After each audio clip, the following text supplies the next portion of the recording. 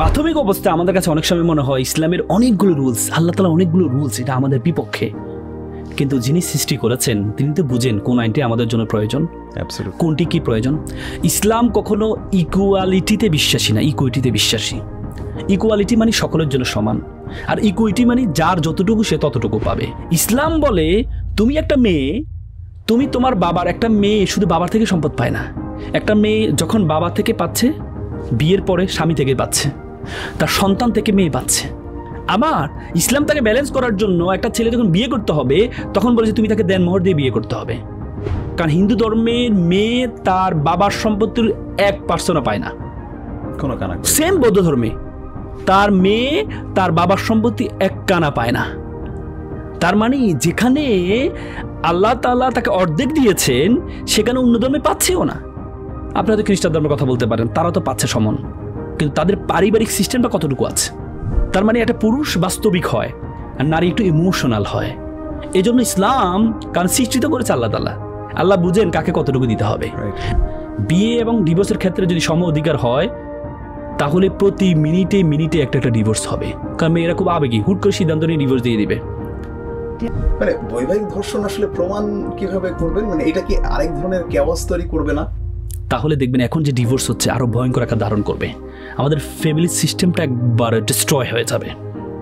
বর্তমানে নারী শিশু ট্রাইব্যুনালগুলোতে যে পরিমাণ মামলা হচ্ছে, আমার কাছে ভবিষ্যতে যেটি মনে হচ্ছে বাংলাদেশের পুরুষকে প্রোটেক্ট করার জন্য বা পুরুষকে সেভ করার জন্য পুরুষদের অধিকার আইন করতে হবে, পুরুষ নির্যাতন আইন করতে হবে। কিন্তু আমাদের পুরুষরা জানে না যৌতুকের আইনে মেয়েরা যেভাবে মামলা করতে হবে পুরুষ চাইলেও মামলা করতে পারে। আজকের পর্বের অতিথি একাধারে লেখক, মোটিভেশনাল স্পিকার, বিতার্কিক এবং একজন প্রজ্ঞাবান আইনজীবী। তিনি ঢাকা বিশ্ববিদ্যালয়ের সাবেক শিক্ষার্থী, বর্তমানে ব্যারিস্টার ডিগ্রি অর্জনের জন্য ইংল্যান্ডের বিএসবিতে অধ্যয়নরত। তিনি বাংলাদেশ সুপ্রিম কোর্টে আইনজীবী এবং তার প্রতিষ্ঠিত স্বনামধন্য চেম্বার এলএসসি থেকে অসহায়রা বিনামূল্যে আইনি সহায়তা পাচ্ছেন। জুলাই বিপ্লবে ছাত্রদের ফ্রি আইনি সাপোর্ট দিতে গিয়ে ডিবি কর্তৃক ধৃত হয়েছিলেন। তিনি বিভিন্ন জাতীয় ও আন্তর্জাতিক সংগঠনে দায়িত্ব পালন ও অনেক সেমিনারে কিনোট স্পিকার হিসেবে ছিলেন এবং তার স্বীকৃতিস্বরূপ 2022 সালে থাইল্যান্ডে লিডার অ্যাওয়ার্ড পেয়েছিলেন। আমাদের আজকের আয়োজনে যুক্ত হয়েছেন আইনজীবী, লেখক ও বক্তা আল মামুন রাসেল।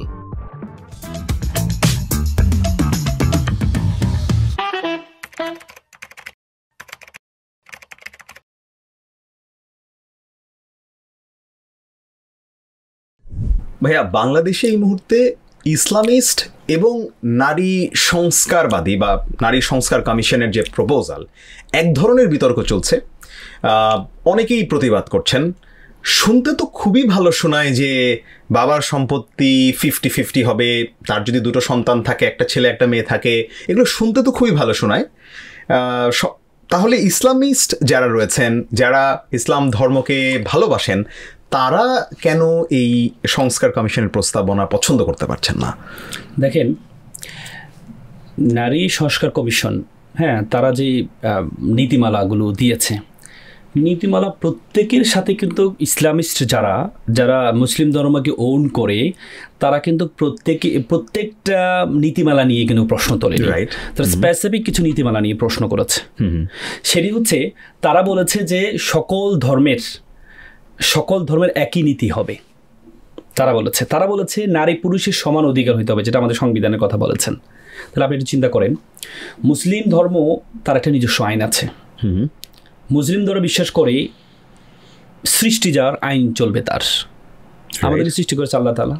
আল্লাহ তাআলা বুঝবেন আমাদের জন্য কোন আইনটা গুরুত্বপূর্ণ, কোন আইনটা গুরুত্বপূর্ণ নয়, কোনটা কল্যাণকর। অনেক সময় আমরা বাস্তবিক মনে করি যে এই জিনিসটা আসলে আমার জন্য ঠিক করেনি, কিন্তু পরবর্তীতে কিছুদিন যাওয়ার পরে আমরা মনে করি না, আল্লাহ তো ভালো কিছুই করেছে। জাস্ট এক্সাম্পল আমি দিই। একবার একটা গাছের নিচে, বট গাছের নিচে একটা লোক শুয়ে আছে। শুয়ে ভাবছে, আরে আল্লাহ, তোমার সব কিছু ভালো লাগে, একটা জিনিস ভালো লাগে না। তুমি লাউ, চিকন একটা লতার মধ্যে এত বড় বড় লাউ দিয়েছো, আর এত বড় বট গাছ, তার মধ্যে ছোট ছোট তুমি বিচি দিয়েছো। এই জিনিসটা ইমব্যালেন্স হয়েছে, এই জিনিসটা ঠিক হয়নি, এই জিনিসটা ছাড়া সব ঠিক আছে। কিছুক্ষণ পর হুট করে তার মাথায় একটা গোটা পড়লো। ইশ্রী, আল্লাহ যদি আজকে এই বট গাছে লাউ দিত তাহলে আমি আজকে কোথায় থাকতাম? তার মানে তার যেমন বোধগম্য হয়েছে যে প্রথমে তার কাছে অ্যাপ্রিহেন্ডলি মনে হয়েছে যে এটা ঠিক না। একবার একটা ছেলে নৌকা করে যাচ্ছিল, নৌকা প্রচুর লোক, চাপ, বসতে পারছে না, সে অনেক লং জার্নি করবে নৌকার মধ্যে, সে আল্লাহ যদি হাতগুলোর মধ্যে স্ক্রু সিস্টেম করে দিত তাহলে আমি অল্প একটু জায়গা পেয়েছি, আমার যে ব্যাগটা আছে ব্যাগের মধ্যে হাতগুলো পাগুলো খুলে আমার মাথার নিচে দিয়ে আমি একটু ঘুমাইতে পারতাম। এটা এই জিনিসটা যদি আল্লাহ করতে খুব ভালো হতো। কিছুক্ষণ পর সকালে ঘুম থেকে উঠে শুনলো যে যত ব্যাগ আছে ডাকাতে চোরে ধরে সকল ব্যাগগুলো নিয়ে চলে গেছে। সেই দাঁড়িয়ে আল্লাহ যদি আজকে স্ক্রু সিস্টেম করতো তাহলে আমার হাত পাগুলো আমি রাখতাম মাথার নিচে, তাহলে যদি চুরি হতো তাহলে সকালে আমার হাত পা কোথায় যেত। তার মানে প্রাথমিক অবস্থা আমাদের কাছে অনেক সময় মনে হয় ইসলামের অনেকগুলো রুলস, আল্লাহ তাআলা অনেকগুলো রুলস, এটা আমাদের বিপক্ষে। কিন্তু যিনি সৃষ্টি করেছেন তিনি তো বুঝেন কোন আইনটি আমাদের জন্য প্রয়োজন, কোনটি কি প্রয়োজন। ইসলাম কখনো ইকুয়ালিটিতে বিশ্বাসী না, ইকুইটিতে বিশ্বাসী। ইকুয়ালিটি মানে সকলের জন্য সমান, আর ইকুইটি মানে যার যতটুকু সে ততটুকু পাবে। সাপোজ 3 বছর একটা বাচ্চা, সে খাবে কত, 1 মুঠ, অল্প একটু। আপনি যদি বলেন 3 বছর একটা বাচ্চা 1 মুঠ খেয়েছে, তাহলে 27 বছর একটা যুবক সে 1 মুঠ খাইতে হবে। তাহলে আপনি কি জাস্টিস করলেন 27 বছরের জন্য? না। আবার 27 বছর একটা ছেলে 1.5 প্লেট খেলো, আপনি বলেন 3 বছর বাচ্চা তোমাকে 1.5 প্লেট খাইতে হবে। এটা কি ওই বাচ্চার প্রতি জাস্টিস করলেন নাকি ইনজাস্টিস করলেন? ইনজাস্টিস করলেন। তার জন্য 1 মুঠ, তাকে 1 মুঠ দেন। তার জন্য 1.5 প্লেট, তাকে 1.5 প্লেট। ইসলাম বলে এটাকে বলে ইকুইটি। ইসলাম একটা নারীকে, তারা বলে নারীর প্রতি সমান অধিকার থাকতে হবে। ইসলাম মনে করে যে একটা নারী, আপনি একটা চিন্তা করেন, ধরো একটা নারী তার বাবা থেকে সম্পত্তি পেল, 10 লক্ষ টাকা পেল, ক্লাস 10-এ থাকতে সে 10 লক্ষ টাকা পেল। এই টাকাটা পাওয়ার পরে তার ভাইও 10 লক্ষ টাকা পেল। ধরো তার ভাইকে ইসলাম অনুযায়ী ডাবল দেওয়া হলো, 20 লক্ষ টাকা দিল, আর বোনকে 10 লক্ষ টাকা দিল। ক্লাস 10 পড়াশোনা করলো, বোন যে পড়াশোনা করবে এই টাকাটা কি বোনের টাকা থেকে খরচ করবে নাকি ভাই খরচ করতে হবে? ভাইকে খরচ করতে হবে। বাংলাদেশের রীতি অনুযায়ী তাই। বোনের বিয়ের সময় আসছে, বিয়েটা কে দিবে? বোনের টাকা থেকে করবে নাকি ভাইয়ের টাকা থেকে করবে? ভাইয়ের টাকা থেকে করবে। তার মানে বোনকে পড়াশোনা, বোনকে খাওয়ানো, বোনকে বিয়ে দিতে গিয়ে ভাইয়ের 10 লক্ষ টাকা শেষ। আর বোনের যে 10 লক্ষ টাকা আছে এটা ব্যাংকে রাখার পরে এটা তার বিয়ের পরবর্তী দেখা গেলো 20 লক্ষ টাকা পরিণত হয়েছে। তার মানে ইসলাম বলে তুমি একটা মেয়ে, তুমি তোমার বাবার, একটা মেয়ে শুধু বাবার থেকে সম্পদ পায় না, একটা মেয়ে যখন বাবা থেকে পাচ্ছে, বিয়ের পরে স্বামী থেকে পাচ্ছে, তার সন্তান থেকে মেয়ে পাচ্ছে। আমার ইসলাম তাকে ব্যালেন্স করার জন্য একটা ছেলে যখন বিয়ে করতে হবে তখন বলেছে তুমি তাকে দেনমোহর দিয়ে বিয়ে করতে হবে। আপনি জানেন, আমি সকল ধর্ম স্টুডেন্ট, আমি পড়েছি, আমি ধর্মীয় গ্রন্থগুলো পড়েছি, আমি হিন্দু ধর্ম পড়েছি, ঋগ্বেদ, যজুর্বেদ, অথর্ববেদ, সোমবেদ, পুরাণ, মহাভারত আমি পড়েছি, সংস্কৃতি ভাষায় করে আমি পড়েছি। আমি বৌদ্ধ ধর্ম, তাদের 3টা ত্রিপিটক বলা হয়, 3টা পিটক আছে, সূত্র পিটক, বিনয় পিটক আমি পড়েছি। খ্রিস্টান ধর্মের ওল্ড টেস্টামেন্ট, নিউ টেস্টামেন্ট আমি পড়েছি, এবং আপনার জৈন ধর্মের আগমাস আমি পড়েছি। কোনো ধর্ম, আপনি যে হিন্দু ধর্মের দিকে তাকান, হিন্দু ধর্মের মেয়ে তার বাবার সম্পত্তির 1% পায় না, কোনো কানা করে। সেম বৌদ্ধ ধর্মে তার মেয়ে তার বাবার সম্পত্তি 1 কানা পায় না। তার মানে যেখানে আল্লাহ তাআলা তাকে অর্ধেক দিয়েছেন সেখানে অন্য ধর্মে পাচ্ছেও না। আপনাদের খ্রিস্টান ধর্মের কথা বলতে পারেন, তারা তো পাচ্ছে সমান, কিন্তু তাদের পারিবারিক সিস্টেমটা কতটুকু আছে? তারা নারীর অধিকারের কথা বলে, অনেক কথা বলে, নারীর অধিকার ওয়েস্টার্নরা সবচেয়ে বেশি বলে। নারীর অধিকার কতটুকু পায়? মুখে বলা হয়। আপনি কি এখনো পর্যন্ত দেখেছেন আমেরিকার কোনো সেনাপ্রধান নারী মেয়ে হয়েছে? না। দেখেছেন কোনো প্রেসিডেন্ট? নৌবাহিনীর প্রধান? না। সেই কি বলে বিমান বাহিনীর প্রধান? না। এবং কি আমেরিকা যারা নারীবাদীতে সবচেয়ে বেশি কথা বলে, আমেরিকার 2বার নারী ইলেকশন করেছে, জনপ্রিয় দল হওয়ার পরেও তারা হেরেছে। কেন? শুধুমাত্র নারী হওয়ার কারণে। কমলা হ্যারিস কতবার আপনি দেখেছেন, ব্যাপক জনপ্রিয় ছিল তার দল, কিন্তু হেরেছে কেন? হিলারি ক্লিন্টনের কথা চিন্তা করেন, রাষ্ট্রপতি বংশোদ্ভূত মানুষ, এক্স্যাক্টলি, সে নিজে জিততে পারল না। কেন? শুধুমাত্র নারীর কথা আমরা মুখে বলি, নারীকে কতটুকু অধিকার আমরা দিয়ে থাকি। ইসলাম কত সুন্দর ব্যালেন্স করেছে। আপনি জানেন হিন্দু ধর্মে উল্টো মেয়েকে ডাওয়ার দিতে হয় কাকে? ছেলেকে বিয়ে করতে হলে যৌতুক দিতে হয়, রাইট। আর মুসলিম ধর্মে তুমি একটা মেয়েকে বিয়ে করবা, মেয়েকে বিয়ে করার আগে মুসলিম ধর্ম কি বলে? সামর্থ্য অনুযায়ী তুমি তাকে দেনমোহর দিতে। দেনমোহর দেওয়ার আগে তুমি তাকে টাচ করতে পারবে না, রাইট। তার মানে একটা ছেলে সে তার বোনের খরচ বিয়ে করতে হচ্ছে, একটা ছেলে মা বাবার খরচ বিয়ে করতে হচ্ছে, আবার একটা ছেলে তার বোনকে বিয়ে দিতে হচ্ছে, আবার একটা ছেলে যখন নিজে একটা মেয়েকে ঘরে নিয়ে আসবে দেনমোহর দিয়ে তাকে ঘরে নিয়ে আসতে হবে। তাহলে এই ছেলেটার জন্য ব্যালেন্স করার জন্য তাকে কি 1.5 প্লেট ভাত দেওয়া যায় না? যায় কি না? ইসলাম সেটা দিয়েছে। আজকে নারীবাদীরা কি বলে দেখেন, নারীবাদীরা কি বলে, নারীবাদীরা বলে আমাদের যে ইউডিএচআর মানে ইউনাইটেড আমাদের জাতিসংঘের যে একটা সংস্থা আছে CEDAW convention of elimination discrimination against women, CEDAW 1981 সালে এটা তৈরি হয়েছে, 1984 সালে আমরা রেকটিফাই করেছি মানে আমাদের বাংলাদেশ। সেখানে আমরা যেহেতু ওখানে 2টি ধারা আমরা রেকটিফাই করিনি, একটি হচ্ছে আর্টিকেল 2 আর হচ্ছে আর্টিকেল 16 1 গ। সেখানে কি বলা আছে? 2 বলা আছে নারী আর পুরুষ সম অধিকার করবে, সেটা আমরা সাইন করিনি কারণ এটা আমাদের ইসলামের সাথে সাংঘর্ষিক হবে। আর আজকে এবং কি 16 1 গ আছে যে বিবাহের ক্ষেত্রে ডিভোর্স দেওয়ার ক্ষেত্রে সম অধিকার বহন করবে, সেটাও আমরা রেকটিফাই করি নাই। আজকে নারীবাদীরা বলে এই 2টাকে বাদ দিতে হবে, এই 2টাকে রেকটিফাই করতে হবে। তাহলে ইসলাম যেখানে বলেছে, আল্লাহ বলেছে যে আর রিজালু কাওয়ামুন আলান নিসা, আমি পুরুষকে নারীর উপরে প্রাধান্য দিয়েছি, সেটা আমাদের সমাজ ব্যবস্থায় দিচ্ছে। আপনি দেখেন বাংলাদেশের এই ভঙ্গুর দশা কেন জানেন? মহিলা শাসিত, এই জন্য বাংলাদেশের ভঙ্গুর দশা। আমাদের সাথে একসাথে স্বাধীন হয়েছে সিঙ্গাপুরকে যখন মালয়েশিয়া থেকে বের করে দেওয়া হচ্ছিল তাকে বলা সিঙ্গাপুরকে বলা হয়েছে একটা ফিশিং ভিলেজ। এক্স্যাক্টলি, একটা ফিশিং ভিলেজ মানে মাছ ধরার একটা গ্রাম। তারা বলেছে যে সিঙ্গাপুরকে রাখা যাবে না, মানে জেলেদের গ্রাম। আর জেলেদের গ্রাম, সে সিঙ্গাপুরকে বের করে দিয়েছে। সিঙ্গাপুর শুধুমাত্র পুরুষ শাসিত হয়ে শুধুমাত্র একটা লি কুয়ান ইউ তার নেতৃত্বের কারণে সিঙ্গাপুর আজকে পৃথিবীর 1 নম্বর পাসপোর্টে পরিণত হয়েছে। অথচ সিঙ্গাপুরের যে রাষ্ট্রটা যত ছোট একটা রাষ্ট্র, যে বিমান উঠতে উঠতে তাদের সীমানা শেষ হয়ে যায়। এক্স্যাক্টলি, সে সিঙ্গাপুর। কথা সত্য।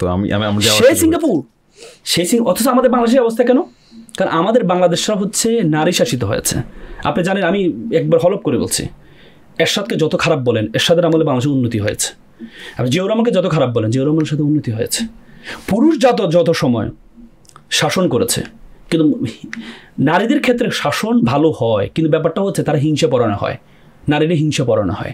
নারীকে ইসলাম কেন নেতা বানায়নি?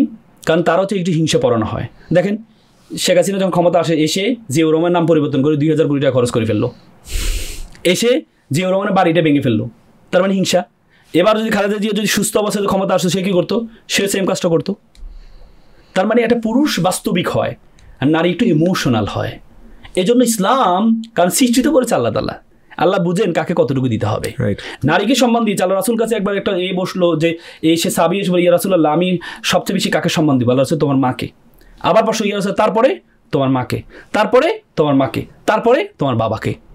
তাহলে আল্লাহ রাসূল যেখানে এমফেসাইজ করেছেন নারীকে কতটুকু সম্মান দিয়েছেন, মায়ের পায়ের নিচে কি সন্তানের বেহেশত দিয়েছে। তার মানে তাহলে ইসলাম নারীদেরকে অধিকার দিয়েছে, ইসলাম নারীদের অধিকার দিয়েছে। ইসলাম নারীদেরকে এমন জায়গায় তৈরি করেছে, ইসলাম নারীকে বলেছে তুমি পর্দার মধ্যে থাকো। কেন? যার জন্য যেটা প্রয়োজন। আপনি একটা মাছকে যদি বলে শীতকালে অনেক ঠান্ডা, তুই এক কাজ কর, সমতার জন্য তোমাকে কিছুক্ষণ রোদে রাখি। আবার একটা মানুষকে যদি বলেন যে তুমি রোদের মধ্যে সার্বক্ষণিক থাকো, তোমাকে সমতা বাড়ানোর জন্য একটু পানিতে রাখি, কি দুইজনের জন্য কি উপকার হবে? না না। মাছের কাজ হচ্ছে সে পানিতে থাকবেই। একটা মেয়ে একটা পর্দায় থাকবে। একটা বাবা একটা মেয়েকে একটা আইফোন নিয়ে দিল, আইফোন নেওয়ার পরে মেয়ে কী করলো? আইফোনটার প্রোটেক্ট করার জন্য সে একটা কাবার লাগালো, একটা গ্লাস পেপার লাগালো। বাবা বললো যে তুমি যে কাবার লাগালা, গ্লাস পেপার লাগালা, এটা কি আইফোনের মালিকে তোমাকে বলেছে লাগানোর জন্য? বলছে হ্যাঁ, প্রোটেক্টেড রাখার জন্য আমাকে বলেছে এটা লাগানোর জন্য। বলেছে এটা দিয়ে তো তোমাদের সৌন্দর্য নষ্ট হচ্ছে। বলে সৌন্দর্য নষ্ট হচ্ছে, কিন্তু আমার এটা প্রোটেক্টেড থাকছে, দাগ বিভিন্ন থেকে আমার এটা প্রোটেক্টেড থাকছে। তো যিনি তোমাকে সৃষ্টি করেছেন আল্লাহ তাআলা, তিনিও তো তোমাকে বলেছেন যে তুমি প্রোটেক্টেড থাকার জন্য তোমাকে এরকম গ্লাস পেপার লাগাইতে হবে, তোমাকে হিজাব পড়তে হবে, তোমাকে পর্দা করতে হবে। যিনি আল্লাহ তাআলা তোমাকে সৃষ্টি করেছে, তুমি আইফোনের প্রতিষ্ঠাতা বলেছে এই জন্য তুমি গ্লাস পেপার লাগাচ্ছ, তুমি প্রোটেক্টর লাগাচ্ছ। যে আল্লাহ তোমাকে সৃষ্টি করেছে সে আল্লাহ তো তোমাকে বলছে কি করার জন্য? প্রোটেক্টেড থাকার জন্য। তাহলে সেটা তুমি কেন করছো না? এই জন্য আলটিমেটলি ইসলাম যেভাবে নারীদেরকে অধিকার দিয়েছে, কোনো ধর্ম সেই অধিকারটি দেয় না। তারা বলেছে যে বিয়ে এবং ডিভোর্সের ক্ষেত্রে সম অধিকারের কথা বলেছে। বিয়ে এবং ডিভোর্সের ক্ষেত্রে যদি সম অধিকার হয়, তাহলে প্রতি মিনিটে একটা ডিভোর্স হবে। কারণ মেয়েরা খুব আবেগী, হুট করে সিদ্ধান্ত নিয়ে ডিভোর্স দিয়ে দিবে। আল্লাহ বলছেন না, মেয়েদেরকে ডিভোর্স দেওয়ার ক্ষমতা দেয় নাই। কাকে দিয়েছে? পুরুষকে দিয়েছে। আজকে দেখেন আমাদের আইনেও একটু সুযোগ আছে কারণে আজকে দেখেন ঢাকা শহরে প্রতি মিনিটে একটা ডিভোর্স হচ্ছে। বেশিরভাগ ডিভোর্স, আমি একটা আইনজীবী হিসেবে বলছি, বেশিরভাগ ডিভোর্স দেয় হচ্ছে নারীরা, কারণ সে আবেগী, সে হুট করে সিদ্ধান্ত নিয়ে নিচ্ছে। ইসলাম বলেছে পুরুষকে দিয়েছে ডিভোর্সের ক্ষমতা, আবার পুরুষের যে চরম ক্ষমতা যেন সে ব্যবহার না করতে পারে এজন্য তাকে মোহরানার ব্যবস্থা করেছে। ডিভোর্স দাও, দিতে হলে 10 লাখ টাকা দিতে হবে। তখন এটা তার ব্যারিয়ার, তার চরম ক্ষমতাকে টেনে ধরছে, ব্যালেন্স অফ পাওয়ার। রাইট। কিন্তু নারীকে যখন দেওয়া হচ্ছে, নারী চিন্তা করবে যে আমাকে ডিভোর্স দিলে তো 10 লক্ষ টাকা পাবো, শুধু দিয়ে 10 লক্ষ টাকা দিয়ে মজা করবো। তার মানে কি আল্লাহর আইনের বিপরীতে আপনি যাচ্ছেন। তারা বললো যে এটাকে সমান করার জন্য। তো সমান করলে বাংলাদেশে যে ওয়েস্টার্নদের যেভাবে ফ্যামিলি এটা সিস্টেমটা নষ্ট হয়ে যাচ্ছে, ভ্যালুসগুলো নষ্ট হয়ে যাচ্ছে, ফ্যামিলি কালচার নষ্ট হয়ে যাচ্ছে, হয়ে যাবে। তাহলে তখন আসলে কেউ কারো দায়িত্ব নেবে না। অ্যাবসলিউটলি। আমাকে একটা জিনিস ভাইয়া আপনি আইনজীবী হিসেবে যদি একটু বুঝান, যে বৈবাহিক ধর্ষণের কথাটা যেখানে আসছে, মানে বৈবাহিক ধর্ষণ আসলে প্রমাণ কিভাবে করবেন? মানে এটা কি আরেক ধরনের কেওয়াস তৈরি করবে না? এবং আরেকটা বিষয় হচ্ছে যে ছেলেরা যদি হঠাৎ করে বাংলাদেশে সিদ্ধান্ত নেওয়া শুরু করে যে আমি আসলে বিয়ে করলে তো বিভিন্ন রকম ক্যাচালের মধ্যে আমাকে পড়তে হবে আসলে, এবং যদি প্রমাণ ছাড়াই আমার জন্য অনেক কিছু করে ফেলা যায়, তখন তো মানুষজন আসলে এই ধরনের এখনই অনেকে বিয়ে করতে চান না। অনেকে দেখবেন অনেক বয়সের পরে তারপরে বিয়ে করছেন। আমাদের সমাজটার কি তখন আসলে ভেঙে চুরে একদম খান হয়ে যাওয়ার কথা না? দেখেন, মানে ব্যাপারটা হচ্ছে বর্তমানে নারী শিশু ট্রাইব্যুনালগুলোতে যে পরিমাণ মামলা হচ্ছে, আমার কাছে ভবিষ্যতে যেটি মনে হচ্ছে, বাংলাদেশের পুরুষকে প্রোটেক্ট করার জন্য বা পুরুষকে সেভ করার জন্য পুরুষদের অধিকার আইন করতে হবে, পুরুষ নির্যাতন আইন করতে হবে। হুট করে কিছু কথা না হলে গিয়ে মামলা করে দিচ্ছে। ফ্যামিলিগত ঝামেলা সবসময় থাকবেই। স্বামী স্ত্রীর মধ্যে যদি বলে যে স্বামী স্ত্রীর মধ্যে যদি একটু ঝগড়া না হয়, একটু দুষ্টামি না হয়, তাহলে কেমিস্ট্রি থাকে না। আল্লাহ রাসূলের সময় তো আমরা আল্লাহ রাসূল অনেক হাদিস দেখেছি।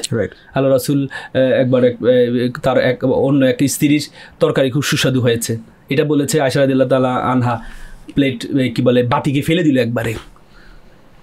আল্লাহ রাসূল খুব চমৎকার হেসে বললো যে বাটি ফেলাটা খুব সুন্দর হয়েছে। তার মানে একটা মানবিক বিষয়। আল্লাহ রাসূল হচ্ছে পৃথিবীর এমন একজন মানব, যে মানবকে মানবিক দুর্বলতা যেন না থাকে সেজন্য বারবার ওনাকে কলবকে পরিষ্কার করা হয়েছে। জিবরাইল আলাইহিস সালাম এসে ওনার কলব পরিষ্কার করেছেন, কারণ মানবিক দুর্বলতার বাইরে কোনো মানুষ হতে পারে না। এই জন্য আর বলা হয় যে আল্লাহ রাসূল কোনো দোষ করেননি, কোনো ভুল করেননি। কিয়ামতের দিন সকল নবী উত্তরসূরিরা তার নবীর কাছে যাবে, তখন নবী বলবে ইয়া নাফসি, আমি নিজে বাঁচতে পারছি না, আমি তোমাকে কি বাঁচাবো? তুমি এক কাজ করো, শেষ নবী হযরত মুহাম্মদ সাল্লাল্লাহু আলাইহি ওয়াসাল্লামের কাছে যাও। ওনার কোনো দোষ নেই, ওনার কোনো ভুল করেনি। কেন? তার মানে আল্লাহ রাসূলকে কলব বারবার পরিষ্কার করা হয়েছে যেন মানবিক দুর্বলতা যেন ওনার মধ্যে না থাকে। তো মানবিক দুর্বলতা আমাদের মানুষের মধ্যে আছে। আজকে যদি নারীদেরকে যদি এই ক্ষমতা দেওয়া হয়, তাহলে দেখবেন এখন যে ডিভোর্স হচ্ছে আরও ভয়ঙ্কর আকার ধারণ করবে। আমাদের ফ্যামিলি সিস্টেমটা একবার ডিস্ট্রয় হয়ে যাবে ফ্যামিলি ম্যাটারটা। আপনি কিন্তু হাউ টু আইডেন্টিফাই যে আপনি কি আপনাকে যখন এই কি বলে আমি যখন ইন্টিমেসি শারীরিক সম্পর্ক হয়েছে, তখন কি আপনার মন মানসিকতা ছিল কি ছিল না, কিভাবে আইডেন্টিফাই করবে? কোর্ট কিভাবে করবে? যখন আপনার ছিল তখন সম্মতি ছিল, এরপর একটু রাগ হয়েছে, এরপরে আপনি গিয়ে বলে যে না আমাকে জোরপূর্বক করা হয়েছে।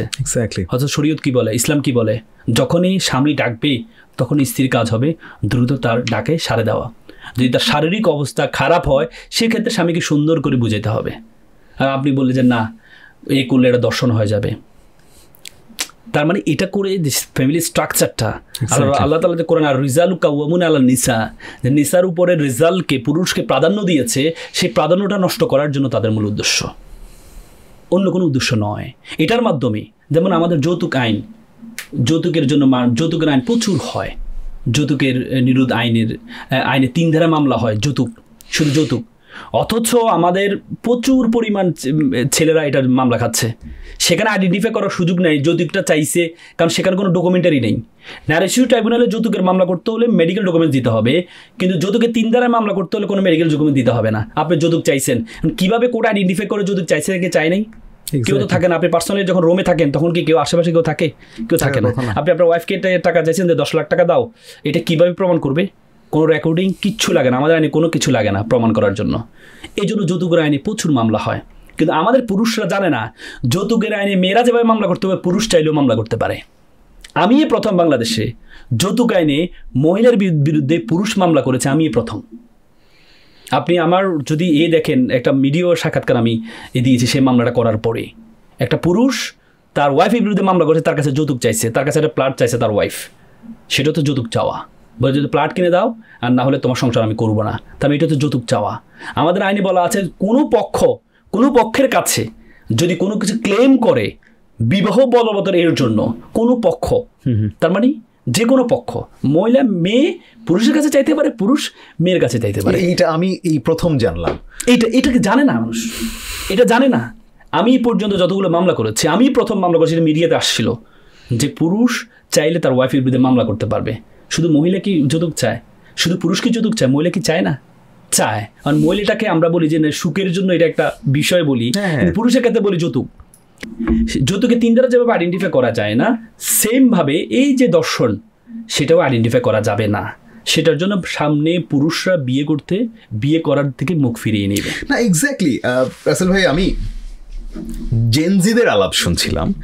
ইনফ্যাক্ট জেনজি বাদ দিই, আমাদের বয়সীয় যারা আছে, যারা বিয়ে শাদী করে নাই, ফেসবুকে বিভিন্ন জায়গায় যেখানে এই আইন নিয়ে কথা হচ্ছে, সেখানে মানুষজন বলছে যে এর চেয়ে বিবাহ না করে বিবাহ বহির্ভূত সম্পর্ক ভালো, লাগলে ওইটার জন্য একটা চুক্তি সাইন করে নিব। আপনি চিন্তা করেন, ওখানে আবার বিভিন্ন জন বলছে হ্যাঁ চুক্তিতে এই ধারাগুলো আপনি রাখেন তাহলে ভালো হবে। মানে হোয়াট ইজ দিস? কি মেসেজ দিচ্ছি আসলে আমরা সমাজের জন্য? এটা আমরা অনুসরণ করছি, হচ্ছে না। আজকে ইউরোপে অনেক দেশে আজকে বিবাহ করলে, একটা সন্তান করলে তাকে এত ডলার দেওয়া হয়, দুই সন্তানের বাবা হলে এত ডলার দেওয়া হয়। কেন? সন্তান নেই, তাদের এই ক্ষমতা কমে যাচ্ছে, তাদের জনগণ বাইরের লোকজন বেশি, তাদের স্থানীয় লোকজন কমে যাচ্ছে, কারণ তাদের বিবাহ আবদ্ধের মধ্যে নেই, তাদের সামাজিক এটা নষ্ট হয়ে যাচ্ছে। এই জন্য দেখবেন আর ইউরোপে বিভিন্ন দেশে এই অফারটা দেওয়া হয়, এক সন্তান হলে এত ডলার পাবা, দুই সন্তান হলে এত ডলার পাবা। কেন? কারণ তারা শুরুতে যে কাজটা তারা 30-50 বছর আগে করেছে, সে কাজের দিকে আমরা ফিরে যাচ্ছি। তাহলে আমাদের দশা তাদের মতো অবস্থা হবে, অনুসরণ করবেন। আপনি যাবো যে আমরা সবসময় অনুসরণ প্রিয়, আমরা বাঙালিরা অনুসরণ প্রিয়। আমরা সুটেড বুটেড এই যে ট্রাই ব্যবহার করি, কাদের থেকে অনুসরণ করেছি? ইউরোপ থেকে। আমরা যে ইউরোপ থেকে যে ট্রাই ব্যবহার করেছি, তারা কেন ব্যবহার করে? ঠান্ডা তাদের এখানে -10 -25, সেখানে তারা যেন ঠান্ডা ভিতরে না যায় এই জন্য তারা ট্রাই ব্যবহার করে। আর আপনি গরম দেশে, সামার দেশে এসে আপনি ট্রাই ব্যবহার করছেন কেন? আমরা তো অনুসরণ প্রিয়। এটা কি আমাদের জন্য কতটুকু প্রযোজ্য সেটা আমরা চিন্তা করি না, কেন? এই জন্য তো আমরা অনুসরণ করছি। সমাজ ব্যবস্থা আমাদের অনুকরণ। আমরা তাদের আইনকে, তাদেরকে মনে করি সভ্য বলে তাদের অনুসরণ করছি, কিন্তু তাদের অনুকরণটা কতটুকু আমাদের জন্য প্রযোজ্য সেটা আমরা চিন্তা করি না। তাদের আইন, তারা সভ্যটা কতটুকু প্রযোজ্য আমাদের জন্য, আমাদের ইসলাম কতটুকু এটাকে এমফাসাইজ করেছে। হ্যাঁ, অ্যাবসলিউটলি। থ্যাংক ইউ রাসেল ভাই। আমরা বেশ কিছু আলাপ দিলাম, একদম শেষের দিকে একটু দেশ নিয়ে আরেকটু যদি কথা বলি, এবং শেষকে একটা ব্যক্তিগত প্রশ্ন করতে চাই। ডক্টর মোহাম্মদ ইউনূস, ওনাকে এই যে গত অগাস্টের পর থেকে এখন পর্যন্ত উনি শাসন করছেন এবং সামনে নির্বাচন নিয়ে উনি বলছেন যে ডিসেম্বর থেকে জুনের মধ্যে একটা নির্বাচন হবে। এক নম্বর প্রশ্ন হলো, ডক্টর মোহাম্মদ ইউনূসকে আসলে আপনি কিভাবে মূল্যায়ন করেন? আর 2 নম্বর প্রশ্ন হচ্ছে, এই নির্বাচন ব্যবস্থাটাকে আপনি আসলে কিভাবে দেখেন? কারণ প্রচুর আলোচনা হচ্ছে, অনেক রকম সংস্কারের আলাপ হচ্ছে, বিএনপি অনেকগুলোতে এগ্রি করছে না, এনসিপি অনেকগুলোতে করছে না, জামাতও একই রকম ব্যাপার।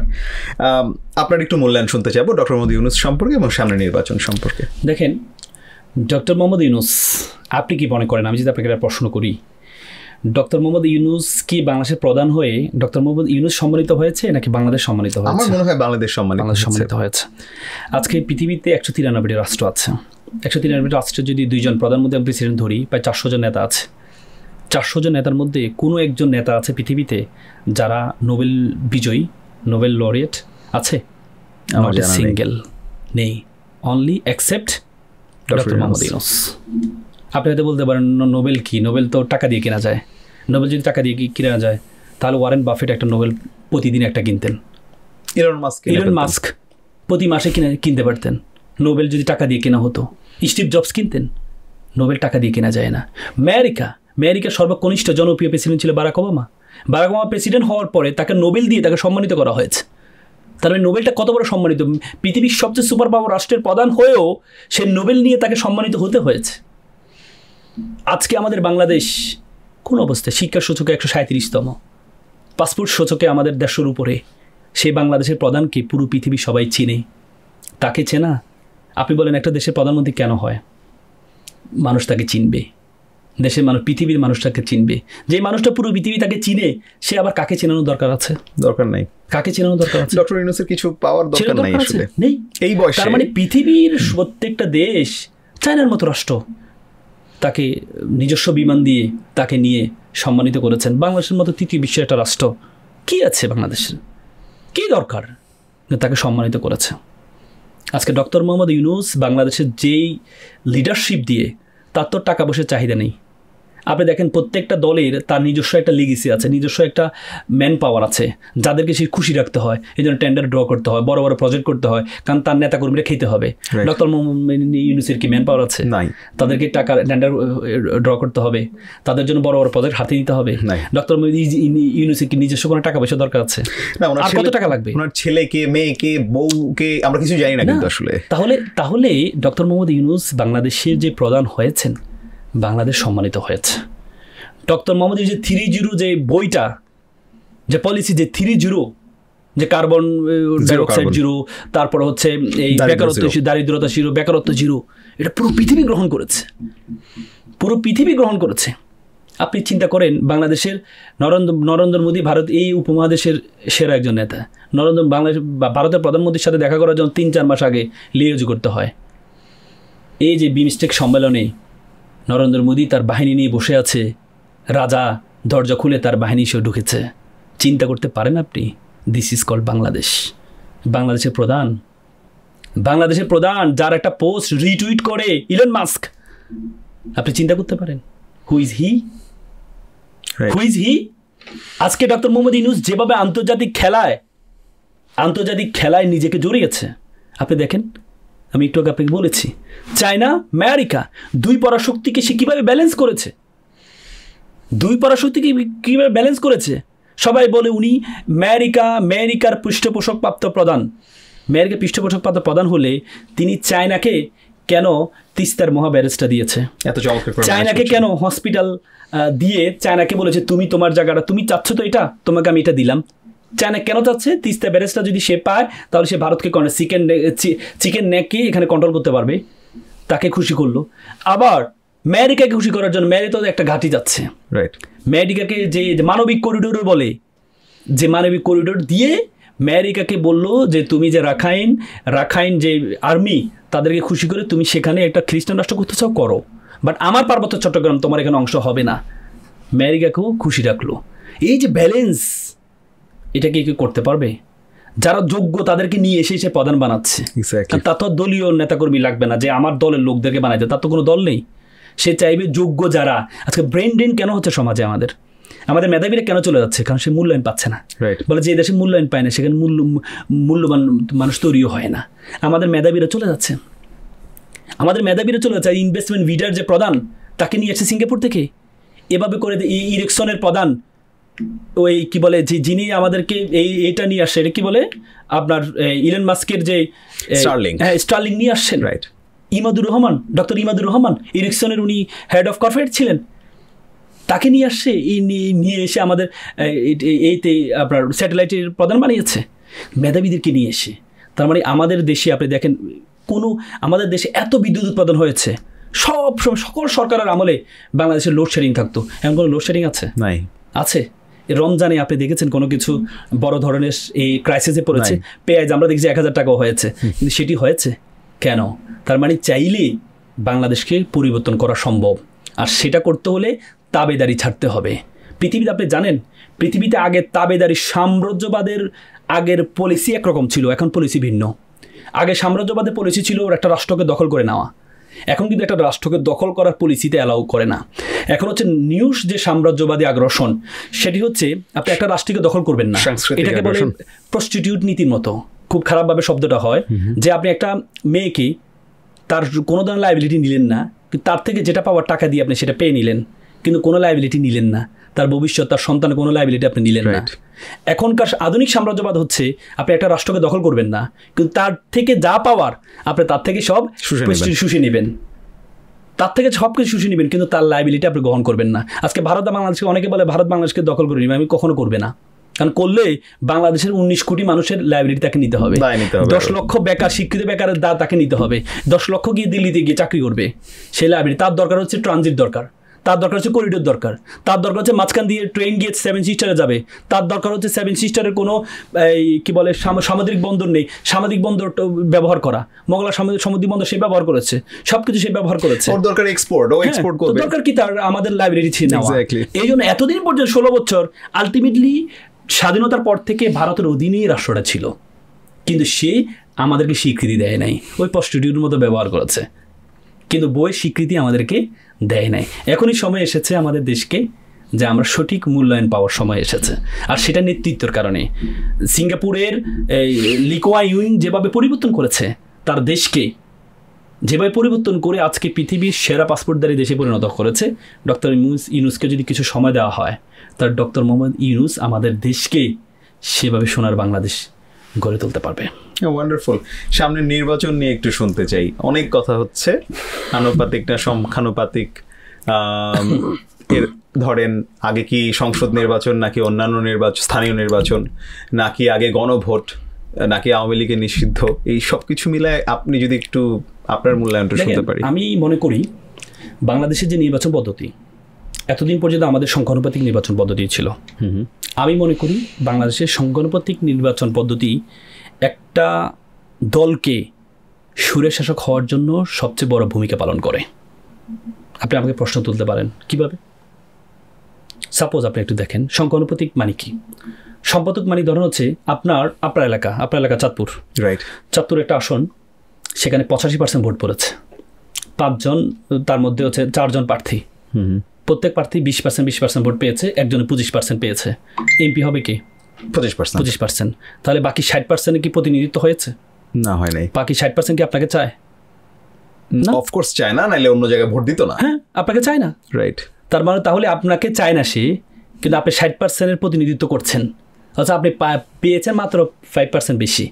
পুরো রাষ্ট্র ব্যবস্থার কথা যদি চিন্তা করেন, তাহলে পুরো রাষ্ট্র ব্যবস্থা যদি প্রত্যেকটা দলে 20% করে পায়, আপনি 25% পেয়ে আপনার রাষ্ট্র ক্ষমতায়। 2001 সালের নির্বাচনে কী হয়েছে?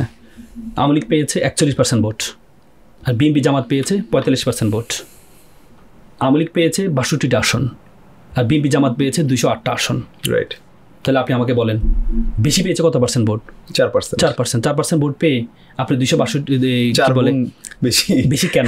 3 গুণ বেশি। হ্যাঁ, বেশি কেন? এটার কারণে যখন আসন পেয়ে যান 2/3 মেজরিটি, তখন আপনি অধিক ক্ষমতা, বলে যে অল ক্রাফট ইজ কি বলে, অল পাওয়ার ইজ ক্রাফট, আর absolute power is corrupt absolutely. অধিক পাওয়ার মানে দুর্নীতিপরায়ণ, আর অধিক পাওয়ার মানুষকে অধিক দুর্নীতিপরায়ণ করে তোলে। আপনার যদি শেখ হাসিনা এত সরাসরি হলো কেন? চরম ক্ষমতা, চাইলে সংবিধান পরিবর্তন, চাইলে আইন পরিবর্তন, সবকিছু করা সম্ভব, রাইট। কিন্তু পিয়ার পদ্ধতিটা কি? পিয়ার পদ্ধতি মানে বলতে হচ্ছে যে আপনি যত % ভোট পাবেন পুরো রাষ্ট্রীয়, আপনি যত %, সাপোজ আপনি 2% ভোট পেলেন, কত %? 2%। পুরো বাংলাদেশের সকল আসন মিলে আপনি 2% ভোট পেলেন, তাহলে আপনার 6টা আসন আপনার থাকবে, 3 × 6। আপনি 10% ভোট পেলেন, তাহলে আপনার আসন থাকবে কয়টা? 30টা।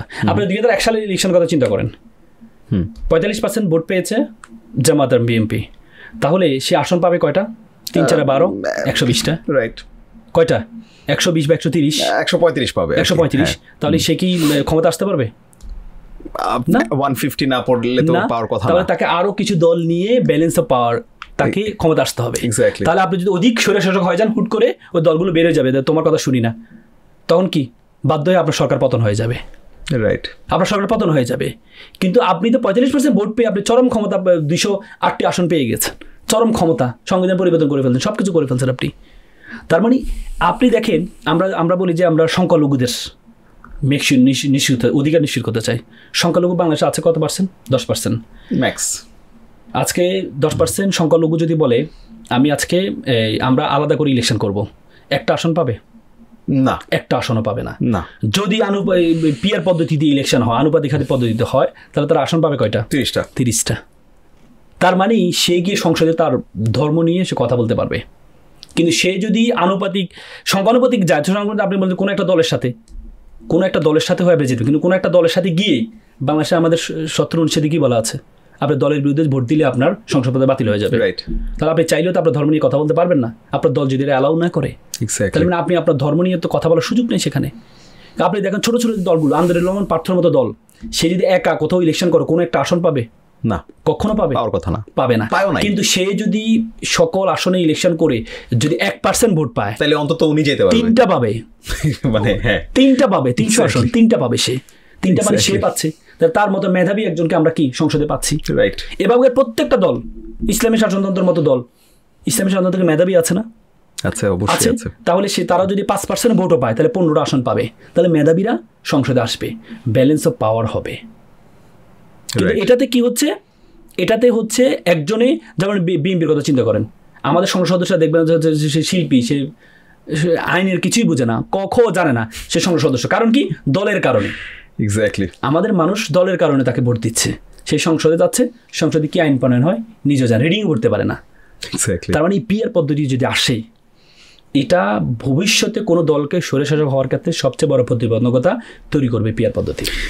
একটা প্রশ্নকে একটু করেই ফেলি, সেটা হলো এই যে সংসদে নারীদের জন্য কোটা 300 আসন আছে, তারপরে আরো 50টা আসন, এবং সেটা এক ধরনের সিলেকশন হয়, ইলেকশন হয় না।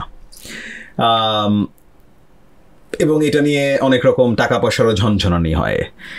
আমাদের বাংলাদেশে আসলে এই 50টা আসন নারীদের জন্য আলাদা করে রেখে আমরা আসলে কি করলাম? মানে এটাকে আপনি আসলে কিভাবে দেখেন? যেটাকে রাখার দরকার আছে নাকি আসলে অন্যভাবে দেখেন? এটা আসলে নারীদের ক্ষমতায়নের জন্য আমরা এটা করে থাকি, কিন্তু নারীদের ক্ষমতায়ন, আমরা নারীর অধিকার কথা, সমতার কথা বলছি, এখানে কি সমতা আসছে? না, কোটা আমরা সব জায়গায় বলি নারী পুরুষ ইকুইটি বিফল্য, ধর্ম বর্ণ জেন্ডার পরিশেষে কোনো কি হবে না, পার্থক্য থাকবে না। রাইট।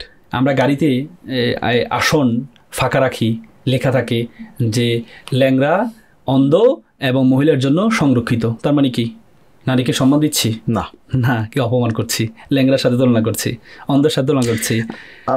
আসলে ভাই একটু থামাই, আমি আমার নিজের অভিজ্ঞতার কথা বলি। একটা সময় এরকম ছিল, আমি যখন বাসে রেগুলার বেসিস উঠতাম, একটা নারী বাসে ওঠা মাত্রই একজন পুরুষ তিনি ছেড়ে দিয়ে, প্রতিযোগিতা থাকতো কে আগে ছেড়ে দিয়ে ওনাকে বলবে আপনি বসেন। যেই মাত্র এই সংরক্ষিত মহিলা আসন আসলো, তারপরে মহিলারা আমি দাঁড়ায় থাকতে দেখছি, পুরুষরা ঠিকই বসে আছে, যে ঠিক আছে তাহলে ওনার জন্য তো সংরক্ষিত আছে, উনি ওইখানে বসুক, সিট খালি না থাকলে দাঁড়ায় থাকুক। এটাই তো হচ্ছে, আপনি নারীকে সম অধিকার কথা বলে যদি নারীর জন্য আসন আপনি নির্ধারণ করে দেন, সম্মান দেওয়া একটা জিনিস ভিতর থেকে আসা, জোর করে তো সম্মান দেওয়া যায় না। আমাদের তো এটা কালচার, একটা মহিলা দাঁড়িয়ে থাকলে আমি কেন বসে থাকবো, এটা তো আমাদের সম্মান, এটা ভিতর থেকে আসবে, অন্তর থেকে আসবে। জোর করে সম্মান দেওয়া তো কিছু নেই এখানে, কিন্তু আপনি যখন জোর করে দিতে চাইবেন তখন আলটিমেটলি এটা বুমেরাং হয়। নারীর আপনি বললেন সম অধিকার কথা বললেন, আবার নারীর জন্য সংরক্ষিত আসন রাখলেন কেন? সংরক্ষিত আসন থাকে কোথায়? যেমন আমরা যে আজকে যে বিপ্লব হলো মুক্তিযোদ্ধার কারণ, মুক্তিযোদ্ধার কোটা নিয়ে, আপনি মুক্তিযোদ্ধাদের কোটা দিয়ে তাদেরকে অসম্মান করলেন, সম্মান করলেন না। মুক্তিযোদ্ধারা তারা কোটার জন্য, চাকরির জন্য তারা যুদ্ধ করেনি। আপনি রিয়াল মুক্তিযোদ্ধা যারা আছে তাদের সাথে কথা বলে দেখেন, রিয়াল মুক্তিযোদ্ধার সাথে আমি অনেক মুক্তিযোদ্ধার সাথে কথা বলেছি, তাদের কোনো সার্টিফিকেট নেই। এক্স্যাক্টলি। সে আমাকে বলে আমি কি সার্টিফিকেট, যখন সার্টিফিকেট দিচ্ছিল তখন আমি বলছি আমি কি সার্টিফিকেটের জন্য কি মুক্তিযুদ্ধ করেছি? না, আমি আমার দেশের জন্য করেছি। সুতরাং যারা কোটার কথা বলে তারা তাদেরকে অপমান করছে, মুক্তিযোদ্ধাকে অপমান করেছে। মুক্তিযোদ্ধারা কোটার জন্য আন্দোলন করেনি, মুক্তিযোদ্ধারা বৈষম্যের বিরুদ্ধে আন্দোলন করেছে। মুক্তিযোদ্ধারা যখন দেখেছে মেইন পাকিস্তান, তারা মনে করে যে তারা মেইন পাকিস্তানের আর আমরা হচ্ছে মেইন পাকিস্তানের না, তখন এই জন্য আমাদের চাকরিতে প্রত্যেকটা জায়গায় আমাদের বৈষম্য হতো, সেটার বিরুদ্ধে করেছে। আর আমাদের দেশে কি হয়েছে? আমাদের দেশে অর্ধেকের থেকে বেশি কোটায় চলে যেত। মেধাবী কোথা থেকে আসবে? আজকে সিঙ্গাপুরে এত সুন্দর হয়েছে কেন? কারণ জানেন সিঙ্গাপুরে কোনো কোটা নেই। সিঙ্গাপুরে বহু ধরনের মালয়েশিয়ান লোক থাকে, চাইনিজ লোক থাকে, তারা কখনো কোটা রাখেনি। তারা বলেছে যে মেধাবী হবে সে সামনে আসবে, যে যোগ্য হবে সে সামনে আসবে। এই জন্য আজকে সিঙ্গাপুর পৃথিবীর একটা এক্সাম্পল হিসেবে তৈরি হয়েছে। আর আমাদের দেশ হচ্ছে না কেন? আমাদের দেশে আমরা কোটায় যদি হয় তাহলে মেধা তো সে আসবে না। তো সুতরাং নারীদেরকে কোটা দিয়ে তাদেরকে অসম্মান করা হয়। নারীদেরকে কোটা দিয়ে আপনি নারীদেরকে নির্বাচিত করে নিয়ে আসেন, কোটা দেওয়া দরকার কি? নির্বাচিত করে নিয়ে আসেন নারীদেরকে, নির্বাচিত করে নিয়ে আসলে নারীরা তার প্রতিনিধিত্ব করবে। নারীদেরকে আপনি কোটা আলে সংসদে আনলেন, কোটা দিয়ে সংসদে আনলেন, তার মনের দিক থেকে সে কি স্ট্রং থাকবে? স্ট্রং থাকবে না। গত আমলে আমরা এমপিদেরকে দেখেছি, এমপিরা পরিচয় দিতেও লজ্জা পেত। আমার সাথে একটা এমপি একটা কনফারেন্স, ইন্টারন্যাশনাল কনফারেন্সে গিয়েছিল, মানে লজ্জা পাচ্ছিল সে এমপি পরিচয় দিতে। কেন? কারণ সে জানে যে সে কীভাবে আসছে এমপি হয়েছে। আলটিমেটলি এটাই। আপনি কোটা দিয়ে তো কিছু হবে না। কোটা না দিয়ে তাকে সঠিক যে সম্মানটা, সেই সম্মানটা তাকে দেন, সম্মান দিয়ে তাকে আপনি নিয়ে আসেন, সামনে নিয়ে আসেন, তাহলে তো হবে। রাসেল ভাই, থ্যাংক ইউ সো মাচ।